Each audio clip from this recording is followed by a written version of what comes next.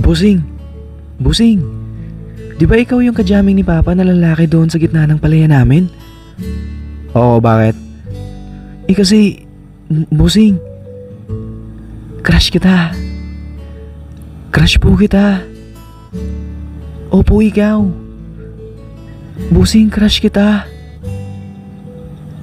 Busing. Busing? Ba't po kayo natahimik? Hindi na po kayo kumikibo.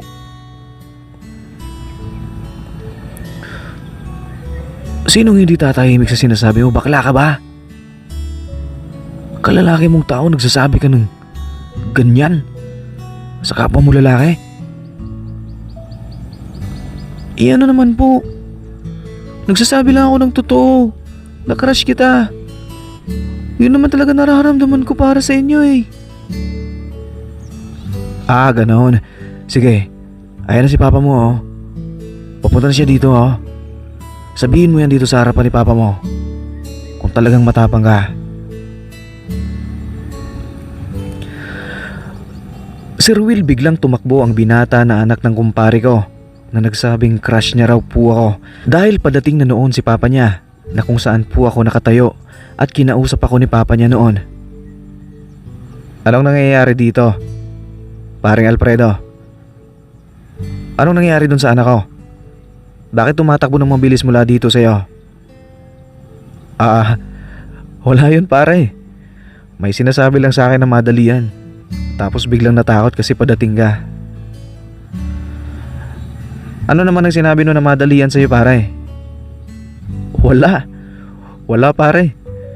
Mga kalokohan lang ng mga kabataan ngayon. Alam mo na, mga kabataan ngayon puro walang kwenta mga sinasabi. Sir Will, pinagtakpan ko ang anak ni paring Julio sa kanya mismo. Yun po si Tommy, ang nagsabing crush daw po ako. Pinagtakpan ko siya dahil paulit-ulit na. At dati rin paulit-ulit dati na kinukwento sa akin ni paring Julio, opo ni Papa niya, na itong anak niya raw po na si Tommy ay mataas po ang pangarap niya para dito. Gusto niya raw po ito balang araw na maging isang ganap na pulis. Ngunit ito na nga po ang nangyari nung nandoon po ako sa kanila. Nalingat lang po si Papa niya at umalis sandali. Ganito na po ang sinasabi ng binata na ito sa akin.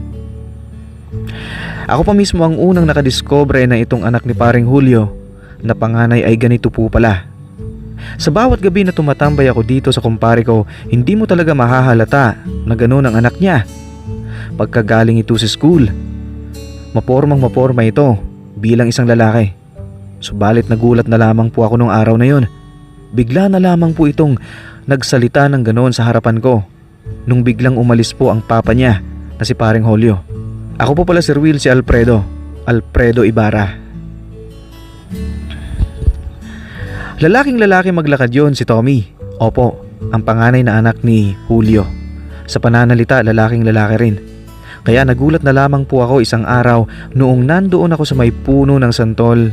Ay ganun na lamang po ang sinabi niya sa harapan ko. Siguro nagkaganon yung binata na yon dahil noong minsang lumalangoy po ako sa fish pond ng tilapia nila sa gitna ng palayan nila ay nakita ko siya na tulala sa akin habang basang-basa po ako ng tubig noon. Nakashort lang po kasi ako noon, Sir Will, at halatang halata mo po talaga sa akin noon. Sir Will, aamin na po ako. Pinagpala po ako na tao at malaking tao po ako at mabalbon po ang buo kong katawan. Marami rin po akong bigote na siya namang kinababaliwan nitong kasintahan ko po ngayon na si Romina. Kung sa digmaan, Sir Will, kung isasabak niyo po ako sa digmaan ay talagang kanyon ang ipinamana sa akin ng papa ko. Namana ko po ito sa papa ko, kanyon. Hindi lang basta-basta pangwasak ng bahay kundi buong gusali ay kayang wasakin ng kanyon na minana ko sa tatay ko. Pinagpala rin po kasi Sir Will ang tatay ko nasa lahi namin. Ang tagawasak talaga ng mga babae namin sa probinsya, Sir Will. Sa totoo lang hindi ko pa nasasabi ito sa kasintahan ko dahil alam ko na po ang mangyayari kapag sinabi ko sa kanya. Paniguradong makikipag-break po siya sa akin kasi hindi niya po kakayanin. Paano na lamang kapag kinasal ako at kami nag-honeymoon ng kasintahan ko na si Romina? Paniguradong mababato ako nitong si Romina sa kwartong uupahan namin. At itutulak niya ako palabas ng kwarto ko dahil panigurado, alam na, magsasabi siya na hindi niya kaya. Kaya siguro nung nahuli ako ng binatang panganay na anak na lalaki ni paring Julio, noong nakita niya ako sa fish pond ng tilapia doon sa may palayan nila, ganun na lamang ang naging epekto nito sa binata. Kaya siguro ito ay nagtapat noon sa akin sa harapan ko na crush ako nito. Pag ito nalaman ni papa niya, ni Julio, na ganun siya, paniguradong papalayasin siya ni papa niya. At pag nalaman ni Romina na anak na binata ni Julio ay crush ako, paniguradong hindi na ako makakatambay dito sa bahay ni Julio. Dahil magsiselos talaga yon. Kaya naman, maging sa kasintahan ko ay nililihim ko po talaga ito, Sir Will, ang namana ko sa tatay ko na pangdigma na kanyon. Katulad ng paglihim ko kay kumparing Julio tungkol sa anak niya, minabuti kong manahimik na lang noon, subalit sumobra na ang anak niya na binata na si Tommy. Hindi ko na po kinaya ang pangungulit niya po sa akin, Sir Will. Kaya napasulat po ako sa inyo, Sir Will, dahil straight po talaga ako, subalit bakit may gumaganito sa akin na anak pa ng kumpare ko, at kung kailan siya ay isang ganap na pulis na, ay hindi niya pa rin po ako nilulubayan. At para paiklin ko ang kwento na ito, hindi ko na po patatagalin pa. Isasalaysay ko na sa inyo ang mga kaganapan. Sa hindi kalayuan mula sa gitna ng palayan ay ang aking bahay. Gawa rin ito sa kawayan at ang bubong nito ay yari sa dahon ng niyog. Mula nung bumukod ako sa mga magulang ko, Sir Will, ganito pa lang po ang naaabot ko sa buhay. Barong-barong. Hindi pa po ako nakakapagpaayos ng bahay dahil naghihintay pa ako na maging isang ganap na sundalo. 6 na buwan na akong naghihintay noon ng tunay na duty. Mabuti at suportado ako ng kasintahan ko sa ulam at sa damit habang namamalagi ako dito sa bahay kubo na ito na ginawa ko po mismo. Palagi akong dinadalhan ni Romina ng ulam tuwing gabi at nagulat na lamang po ako isang gabi pagkaalis ni Romina. Matapos akong dalhan nito ng ulam ay may kumatok ulit sa pintuan ng bahay kubo ko.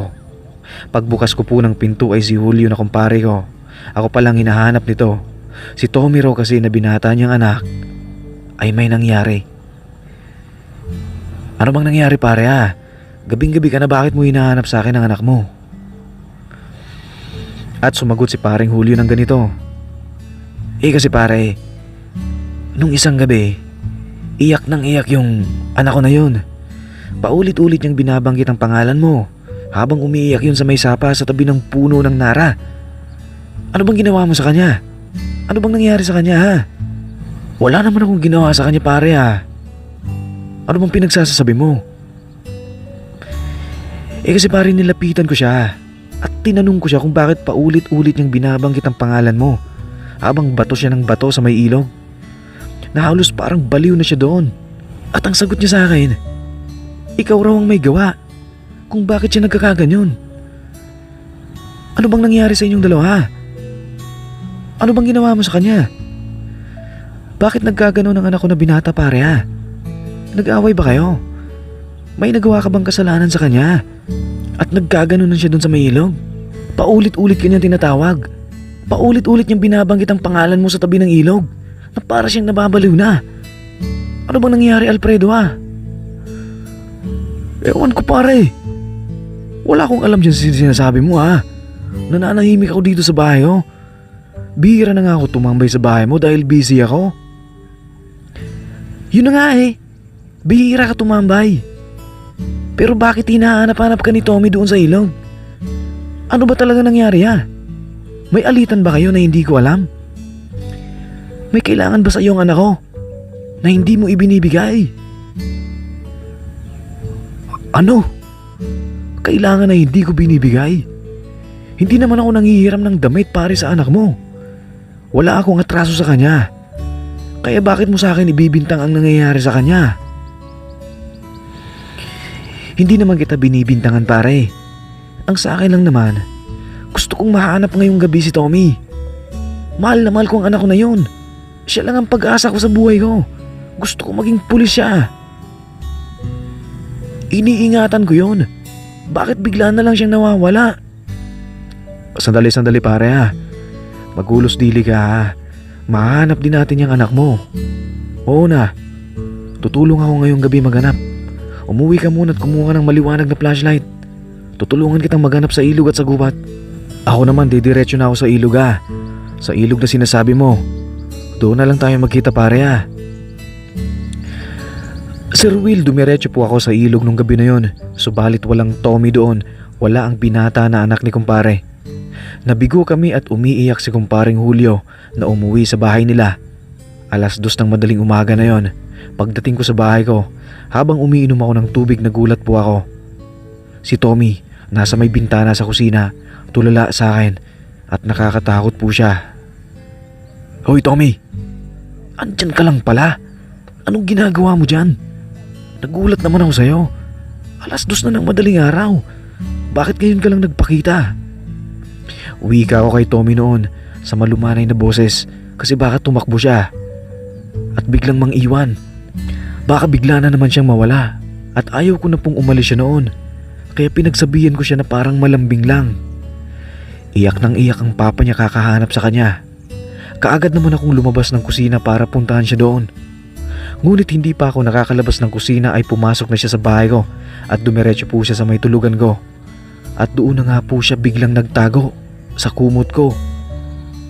Bumalik ako sa loob ng bahay ko para kausapin siya noon. Dinalan ko siya ng isang basong tubig. Hoy Tommy, hindi ka na nakakatuwa ha. Ano bang nangyayari sa iyo ha? Lumabas ka nga dyan sa kwarto ko. Tungkol ba ito sa pinagtapat mo sa akin nung nakaraang buwan? Na ako ay crush mo? Kaya ka ba nagkakaganyan? At sumagot naman po siya Sir Will ng diretso na talagang nagpatahimik talaga sa akin. Ano Tommy? Sumagot ka nga. Nagkakaganyan ka ba dahil sa sinabi mo sa akin? Oo. Nagkakaganito ako dahil baliw na baliw ako sa'yo, Kuya Alfredo. Bakit ba hindi ka na pumupunta sa bahay? Bakit ba umiiwas ka na sa amin, sa akin? Bakit ba lahat ng oras mo para lang lahat kay Romina sa kasintahan mo? Bakit ganyan na po kayo? Sinabi ko lang na crush ko kayo tapos hindi na kayo nakikipagkaibigan kay Papa. Natatakot po ba kayo sa akin? May sakit po ba ako para pandirian niyo ako at hindi na kayo pumupunta sa bahay? Pangit po ba ako, Kuya Alfredo?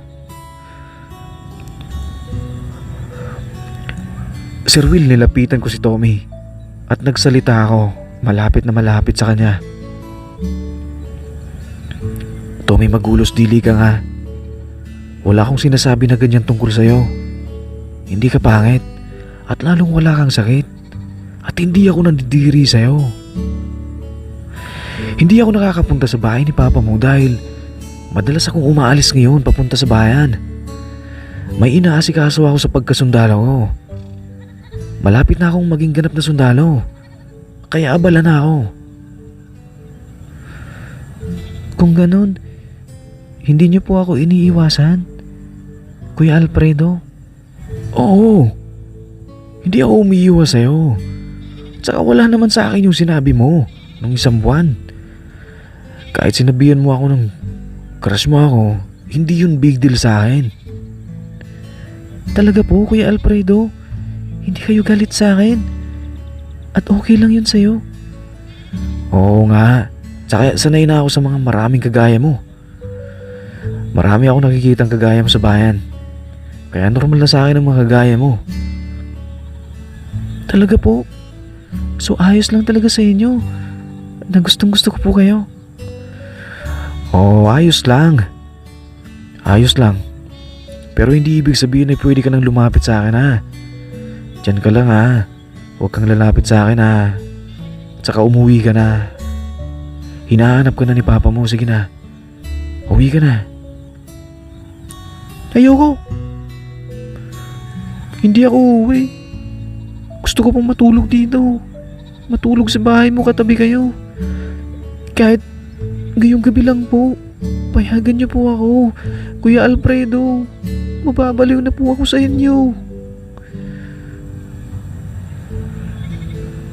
Ano bang sinasabi mo, Tommy, ha? Alam mo naman na hindi pwede, di ba? May kasintahan ako si Romina. At saka si Papa mo. Ano na lang iisipin nun?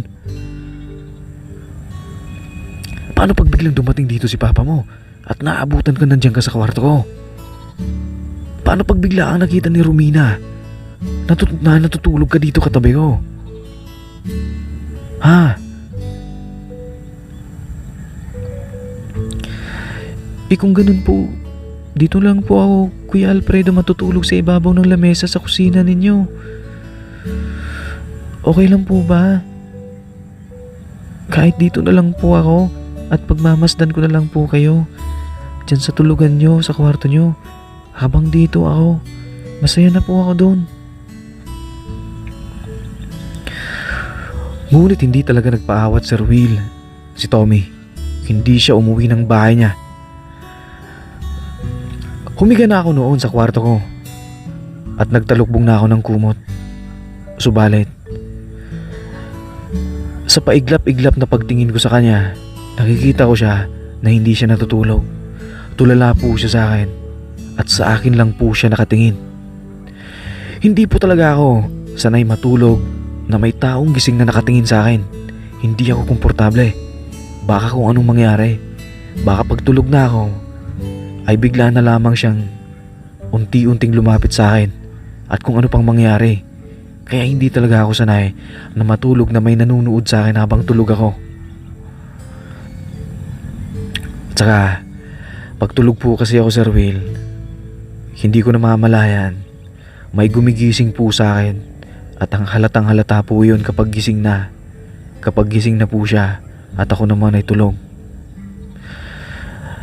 Kitang kita po talaga ang pamana sa akin ni Papa kapag ako'y tulog na. Makikita niyo siya sa kumot na nakatalukbong sa akin, Sir Will. Kaya hindi talaga ako makatulog na si Tommy ay nakabantay lang doon sa malayo at nakatingin sa akin dahil makikita niya po ang pamana ni Papa. Mahahalata niya yun sa kumot at paniguradong hindi niya mapipigilan ang sarili niya at lalapit talaga siya kasi unang-una yun naman talaga siguro ang habol niya kung bakit siya nandito, Sir Will. At noong hindi po ako natutulog, Sir Will, ang mga tingin po ni Tommy ay matindi. Nakatingin po siya sa mata ko na para bang inaakit niya ako at gusto niyang pumunta ako sa may lamesa at pumunta ako sa kanya. At sa loob-loob ko, bakit ako lalapit dyan sa may lamesa? Bakit ako lalapit sa kanya? At nagsalita na po siya, Sir Will.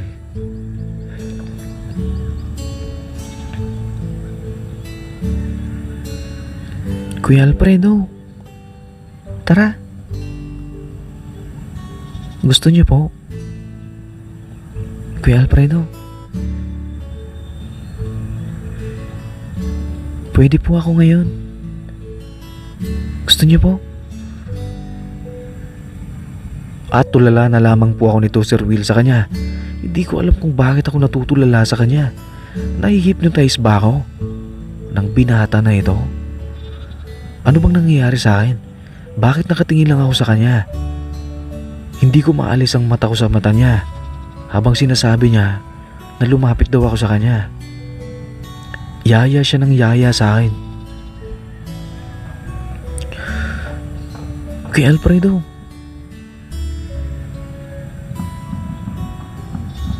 alam ko po na 5 taon na kayong nagpipigil sa sarili ninyo. Kasi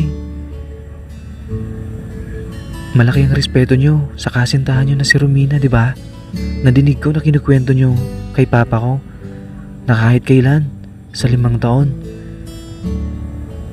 ay walang nangyayari sa inyo ni Ate Romina kasi nire-respeto nyo siya. Kung matagal na po kayong nagpipigil, Kuya Alfredo, Ako po, ready ako ngayong gabi. Pwede po ako. Ano? Kuya Alfredo, pwede niyo po subukan. Kahit sa isang kagaya ko. Baliw ka. Ano bang sinasabi mong binata ka? Tumigil ka. Umidlip ka na lang dyan at matulog ka. Hindi mo ako madadala sa pagganyan-ganyan mo. Tumigil ka. Hindi porket nagbibigil ako, sa'yo ko ibibigay. Ano ka alam mo sa akin?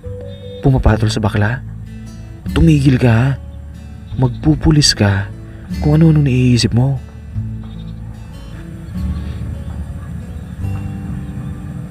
Hindi naman po ako baliw, Kuya Alfredo. Naisip ko lang naman. Kasi alam ko po ng makagaya niyong lalaki ay minsan gusto talagang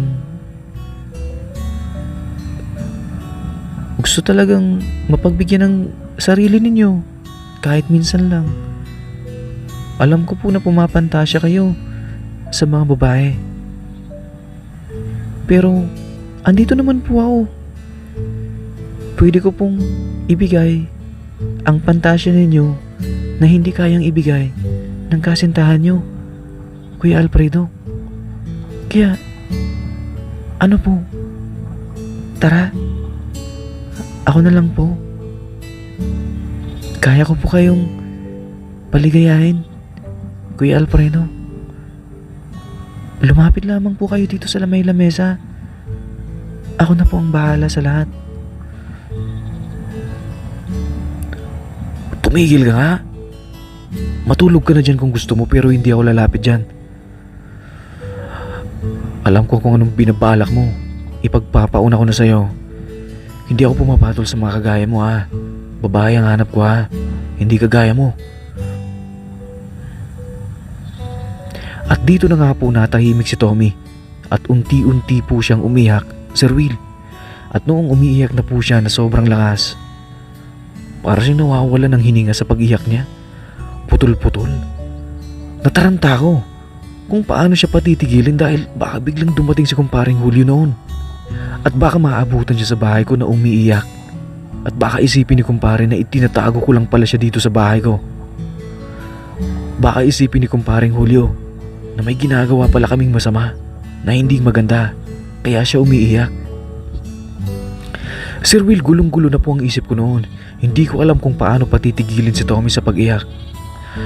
Kaya dahil sa hindi ko na alam ang gagawin, lumapit ako sa may lamesa at pinagsabihan ko siya ng malumanay. Pinakiusapan ko po siya ng maayos noon. Pwede ba, Tommy? Tumigil ka na. Oo na. Ibibigay ko ng gusto mo. Pero wag kang maingay ha. Sa'yo ko lang to ibibigay at wag mong ikakalat ha.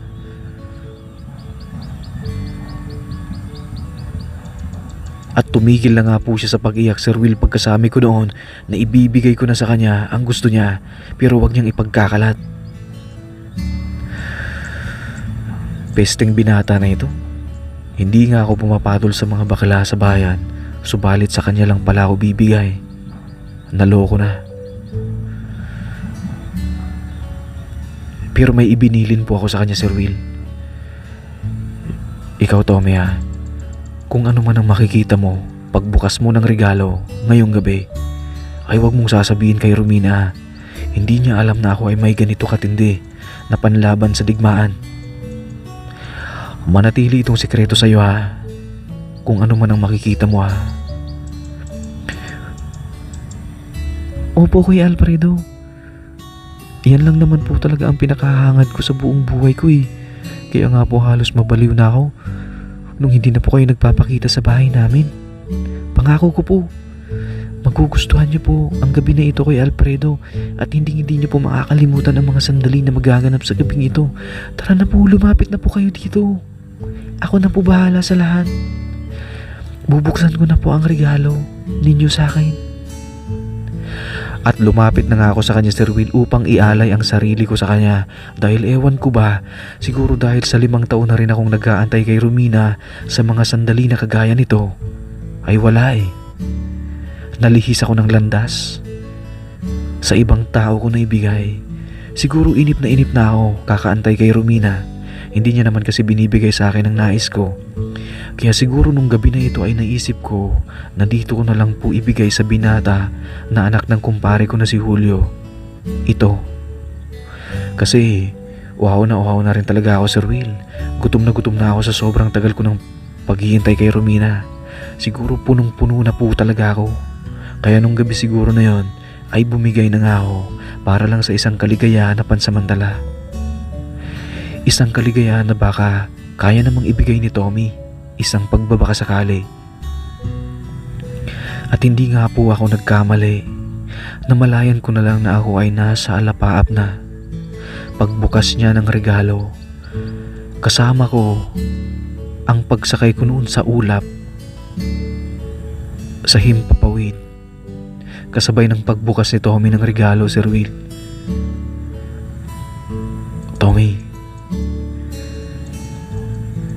Tommy, ayusin mo naman ang pagbubukas ng regalo ko sa'yo. At sa mga oras na ito, Sir Will, wala na. Ang matagal kong hinihintay kay Romina ay kaya rin palang ibigay ni Tommy. At sabi niya, hindi raw ako magsisisi. Natulala na lamang po ako sa mukha niya. Habang ako ay nakasakay na sa ulap, Sir Will, at napapapikit na lamang po ako ng mata ko dahil nasisilaw po ako sa liwanag ng bombilya. Hindi ko maimulat ang mata ko dahil pakiramdam ko po noon habang nasa himpapawid ako, nangihina na po ako. Kasi sobrang tagal na po talaga, Sir Will, 5 taon akong naghihintay kay Romina pero hindi niya naman ibinibigay. Siguro bali-balita na sa bayan na ako ay ganito at alam niya na hindi niya kaya. Sa sobrang kaligayahan ko noon, pakiramdam ko ay wala nang katapusan ng mga sandali. Para akong inaanod ng isang mabilis na agos sa ilog sa gitna ng alapaap at naghahanap na po ako ng makakapitan, Sir Will, sa ilog na yon sa gitna ng alapaap ng ulap. At si Tommy ay nakita ko na lamang nakangiti sa akin siya. Ngumiti rin ako sa kanya kaso hindi pala kasya. Kaya tumulong na lamang po ako sa kanya upang maayos niyang magawa ang dapat niyang gawin nung gabi na yon. Hanggang sa muli po akong napunta sa kalangitan, sa alapaap, at nasilaw ang aking mata, dahilan kung kaya pumikit na lamang po ako at para akong nawala ng malay sa matinding kaligayahan at para po akong mahihimatay, Sir Will. Ang bilis at ang lakas ng tibok ng puso ko at namalayan ko na lang. Yakap na pala ako ni Tommy. Habang nakayakap sa akin si Tommy, sabi niya, maraming salamat daw. Tapos na pala. Walang hiya. Ganun na lamang pala kabilis ang maliligayang sandali. Ang bilis ko po palang matapos, Sir Will. Siguro dahil matagal na panahon na. Punong-puno na po pala talaga, Sir Will. At niyakap ko na lang noon si Tommy at nagpasalamat din ako sa kanya dahil ang matagal ko nang tinitiis ay nawala na rin, nabawasan na.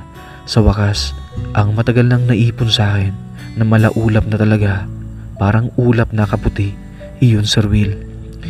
Sobrang daming puting ulap ang nagkalat sa lamesa, mga ulap na bumagsak mula sa itaas ng tagumpay, mga puting ulap dulot ng pagmamahal na matagal ko nang tinitiis na gusto kong ibigay kay Romina. Si Tommy lang pala ang makakakuha ng lahat.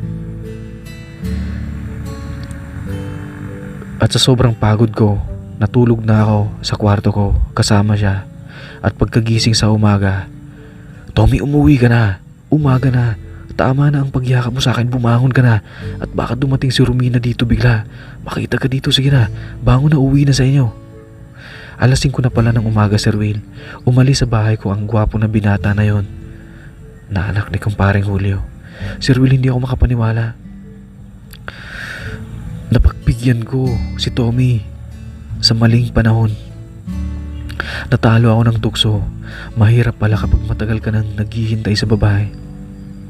Sa bakla mo pala maibibigay ang matagal mo nang naiipon ng mga ulap, ng mga puting ulap. Pero hindi halatang bakla si Tommy Sir Will. Ewan ko ba doon sa binata na yun, mahilig mag-explore.